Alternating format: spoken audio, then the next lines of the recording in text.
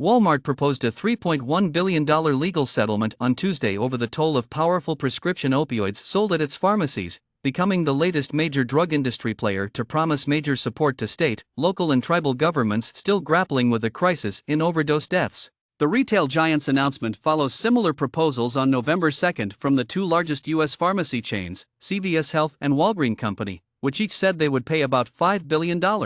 With the crisis still raging, the focus now is on how the settlement dollars, now totaling more than $50 billion, will be used and whether they will help curtail record numbers of overdose deaths, even as prescription drugs have become a relatively small portion of the epidemic. Bentonville, Arkansas-based Walmart said in a statement that it strongly disputes allegations in lawsuits from state and local governments that its pharmacies improperly filled prescriptions for the powerful prescription painkillers. The company does not admit liability with the settlement, which would represent about 2% of its quarterly revenue. Lawyers representing local governments said the company would pay most of the settlement over the next year if it is finalized. New York Attorney General Letitia James said in a release that the company would have to comply with oversight measures, prevent fraudulent prescriptions and flag suspicious ones.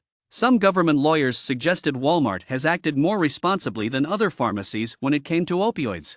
Although Walmart filled significantly fewer prescriptions for opioids than CVS or Walgreens, since 2018 Walmart has been the most proactive in trying to monitor and control prescription opioid diversion attempted through its pharmacies, Nebraska Attorney General Doug Peterson said in a statement. Walmart's plan would have to be approved by 43 states by December 15, and local governments could sign on by March 31, 2023. Each state's allocation depends partly on how many local governments agree. Companies like Walmart need to step up and help by ensuring Pennsylvanians get the treatment and recovery resources they need, Pennsylvania Attorney General Josh Shapiro, who last week was elected governor of his state, said in a statement. This deal with Walmart adds to the important progress we've already achieved through our settlements with the opioid manufacturers and distributors, and we're not done yet. After governments used funds from tobacco settlements in the 1990s for purposes unrelated to public health, the opioid settlements have been crafted to ensure most of the money goes to fighting the crisis. State and local governments are devising spending plans now. Opioids of all kinds have been linked to more than 500,000 deaths in the U.S. over the past 2 decades.